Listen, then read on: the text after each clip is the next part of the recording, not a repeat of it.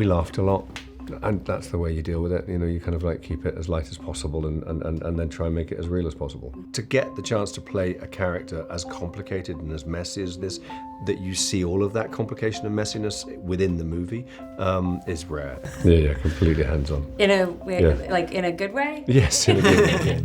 It's a wise old queen who taught me that I had a duty to live.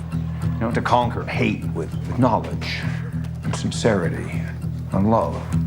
The difficulty is to convince someone else he is really part of you.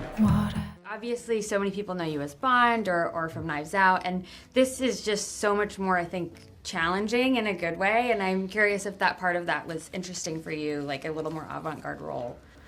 I mean, it's real. I used to do films not dissimilar to this one way back when, years ago. So I'm not. This is not kind of like outside my wheelhouse at all. But I to get the chance to play a character as complicated and as messy as this, that you see all of that complication and messiness within the movie, is rare anyway. So you don't turn these things down. Mm-hmm. And I was curious for you if you grew up watching Daniel and what it was like to get to work with him. Since I was a wee boy, I've watched him. Yes, from a young age. No, I of course was a fan of his, all of his work, and so it was a great honor to meet him and to work so closely with him. I've learned so much. So it's funny, I watched Cronenberg's Naked Lunch a few months ago, and I felt like aesthetically there were similarities. Did you guys, I could be way off, but like, did you guys talk about that at all with Luca? No. I mean, I haven't seen it.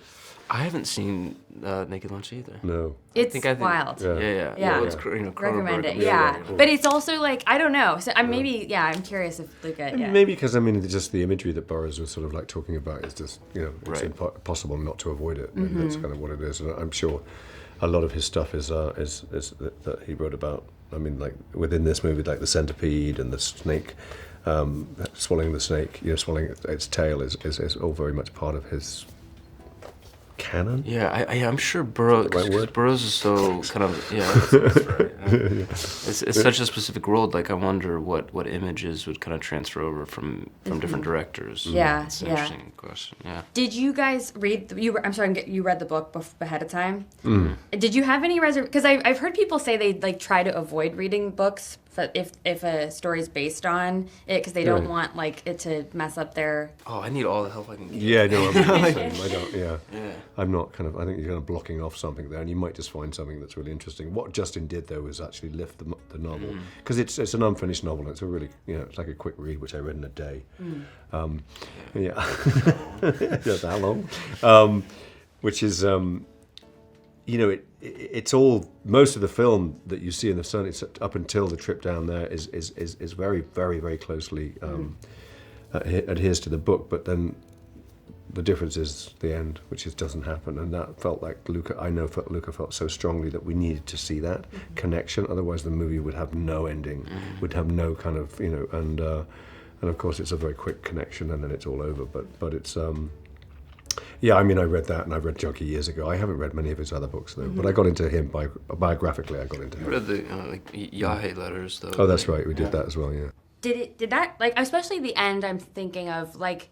Did you see that on the page, or did it really have to kind of be worked out? We were just discussing whether the dance was on the page. I don't think it really was. That was something that was created, but the whole of the rest of it is on the page. And Justin took that on himself to write that. I mean, there's a sort of there's a world in which you might believe that the trip, the ayahuasca trip, is sort of that's what the rest of the movie is really, and it's still within that. And it's also as for Burroughs fans. To get into because again the imagery in that is very much kind of it's a Burroughs themed moment. Was that dance scene challenging to it looked I mean it was just so I've never seen anything like it. No, great, good. It was challenging to learn.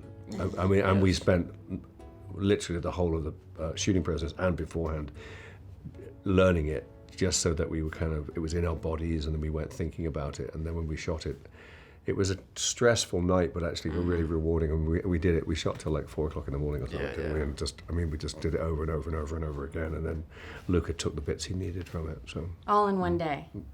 all in one day. Yeah, Wow, on one okay. night. One yeah. long night. Yeah. Yeah. And this story obviously was written in the 50s, but I'm curious if you felt like, as you were kind of going through it, if it felt relevant to kind of our current day. Well, I think Burroughs has this knack of connecting with, modernity anyway. I mean, he's not around anymore, unfortunately, but he always did have this way of connecting with what was modern and what was going on. And youthful. Youthful. I mean, because of, I think, his massive curiosity and, again, the search of his, that he was always searching for something, whether through taking drugs or through writing or whatever, or experiences. So, and I think that's universal in that. And then the themes that he talks about in the book, which I think are, we've tried to put in the movie, which are just loss, loneliness, love, desire. All of them are just, they're like, we get that. I get that. Yeah. The intimacy coordinators, they voted to join SAG yesterday, and I was curious if you guys had one on set or. Yeah. And I mean, I think it's just I think that's just normal now, isn't it? I was curious what the experience was like. If they. Great. We had a very sensitive person who was who was there to keep an eye on us, but the two of us were grown-ups. It's like we knew what we wanted to try and achieve. We had Luca guiding us, and we laughed a lot. And that's the way you deal with it. You kind of like keep it as light as possible, and then try and make it as real as possible. Mm-hmm. Luca, how is he as a director? Is he pretty hands-on or very? Completely. Really? Yeah, completely hands-on. In a way, like in a good way? Yes, in a good way. Yeah, in a He very said good that way. very. No, he's got his eye on everything. He's kind of completely in control of it. He knows where the cameras to put the camera. He knows he's overseeing lighting. It also has an incredible team around him who are doing an amazing job. But he doesn't miss a beat.